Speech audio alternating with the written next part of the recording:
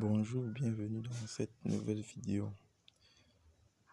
Le but de notre vidéo aujourd'hui est de nous montrer pourquoi et comment réaliser l'analyse fondamentale d'une crypto-monnaie.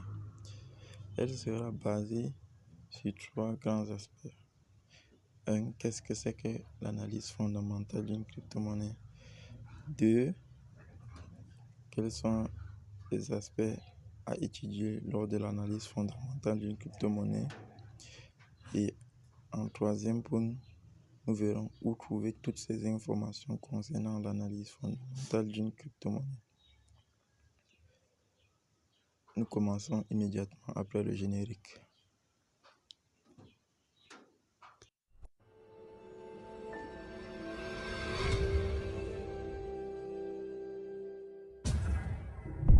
Bon, qu'est-ce que l'analyse fondamentale?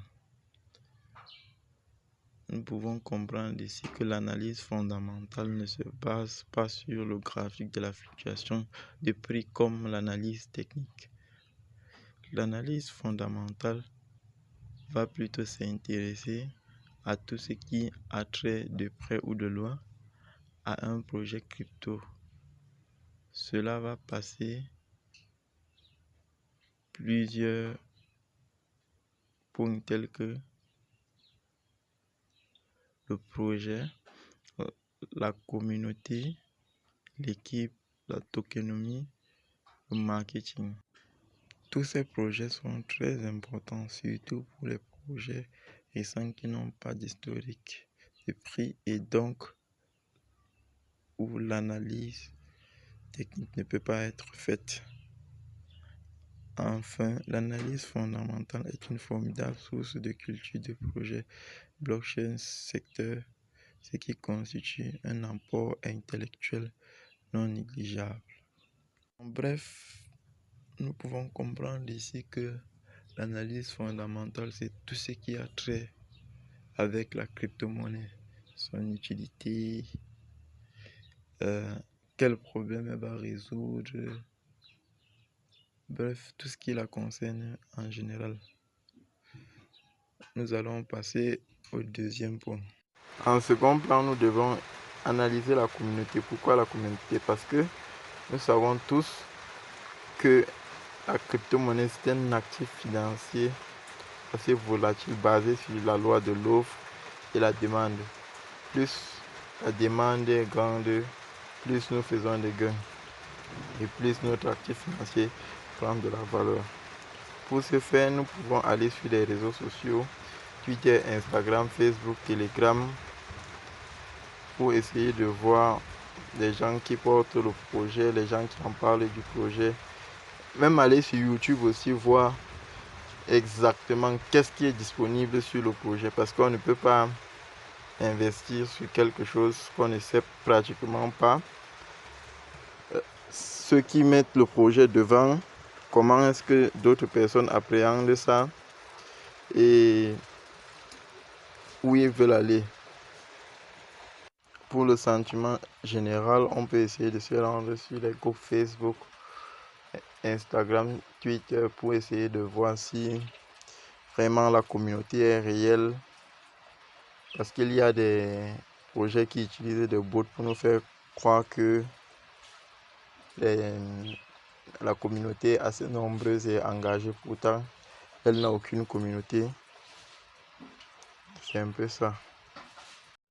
Nous entamons le volet suivant qui est l'analyse de l'équipe. Alors, pour ce faire, nous devons d'abord essayer d'analyser les différents membres de l'équipe. Et comment le faire? Nous pouvons d'abord commencer par aller directement sur les réseaux sociaux Facebook, Twitter, Instagram, Telegram pour savoir qui sont-ils. Par exemple, si on a leur nom, on peut aller chercher directement sur Facebook, WhatsApp, Twitter. Là. Mais si c'est seulement leur photo, on essaie d'aller insérer ça dans Google Images. Parce que de nos jours, il y a beaucoup d'arnaques qui se présentent. Et pour éviter cela, on doit essayer de comparer. Mais est-ce que la photo qu'on nous présente avec le nom, est-ce que c'est la même personne?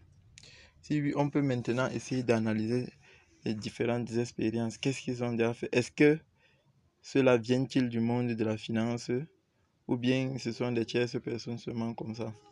On doit essayer de voir tout leur côté financier. Qu'est-ce qu'ils ont déjà fait? Si le côté là c'est bon, on essaye de voir maintenant pourquoi ils essayent d'entamer ce nouveau projet. Ensuite, on peut essayer de voir les advisors. Les advisors, c'est qui? Les advisors sont les conseillers du projet, même s'ils ne font pas partie de l'équipe. Ce sont ceux qui sont un peu observateurs et ils analysent le projet de l'extérieur et ils amènent les différentes idées qui peuvent permettre au projet d'avancer. Ensuite, on essaye de voir les différents partenaires avec qui les membres du projet signent les contrats, quelles sont les entreprises chargées de promouvoir le projet. Et nous pouvons aussi essayer d'analyser les équipes concurrentes. Pourquoi analyser les équipes qui ont des projets concurrents? Parce que si on essaye de voir peut-être un projet est similaire à l'autre, et si un projet est similaire à l'autre, on essaye de voir qu'est-ce qui fait la similarité de ces deux projets. Quel est le meilleur? Qu'est-ce qui fait leur différence? Pourquoi est-ce que celui-ci est meilleur par rapport à l'autre? Qu'est-ce que celui-ci va apporter que l'autre n'a pas, etc. Le volet suivant est l'analyse de la tokenomie. Alors, comment réaliser l'analyse de la tokenomie? Il faut d'abord commencer par essayer de voir la capitalisation boursière du projet. Parce que nous savons relativement que plus un projet a une faible capitalisation boursière, plus ce projet est à risque. Il faut ensuite essayer de voir la circulating supply. Pourquoi? Parce que on doit connaître le nombre de coins de tokens en circulation sur le marché. Et ensuite, on doit aussi essayer de voir un max supply. On doit savoir le nombre exact de coins de tokens qui sera disponible sur le marché. Ensuite, on analyse la courbe du prix. Ensuite, on analyse l'inflationniste et la déflationniste. Ensuite, on analyse la répartition du token. On essaye aussi de voir la liquidité du token et l'utilité. Le volet suivant est le marketing. On doit essayer de voir comment sont gérées leurs communications, qui s'en occupe, qui gère et comment sont gérées leurs apparitions en public, c'est-à-dire les personnes chargées de leur propagande, les influenceurs, les médias. On doit aussi essayer de voir les méthodes de marketing, sont-elles agressives ou bien sont-elles passives?